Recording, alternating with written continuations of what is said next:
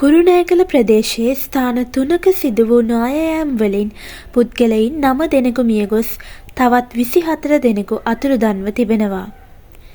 District ලේකම් චන්දන දිසානායක මහතා සඳහන් කළේ කුරුණෑගල ඉඳුල්ගොඩ කන්දේ කොටසක් නායෑමෙන් පුද්ගලයින් 12 දෙනෙකු අතුරුදන්ව සිටි අතර ඉන් 5 දෙනෙකුගේ සිරුරු මේ වන විට සොයාගෙන ඇති බවයි.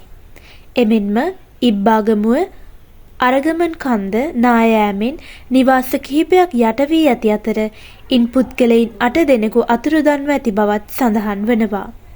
කුරුණෑගල දිස්ත්‍රික් ලේකම්වරයා පැවසුවේ ඕමාරගොල්ල ප්‍රදේශයේ සිදු වූ නායෑමකින් පුද්ගලයින් 13 දෙනෙකු මේ වන විට අතුරුදන්ව ඇති බවයි. ඔවුන්ගෙන් සිව් දෙනෙකුගේ සිරුරු මේ වන විටත් සොයාගෙන ඇති බව කුරුණෑගල දිස්ත්‍රික් ලේකම් චන්දන දිසානායක මහතා වැඩිදුරටත් පවසා තිබේ. ඒ අනුව කුරුණෑගල ස්ථාන 3ක සිදුව ඇති නායෑම් වලින් 9 දෙනෙක් ජීවිතක්ෂයට පත්ව ඇති අතර 24 දෙනෙක් අතුරුදන්ව සිටී.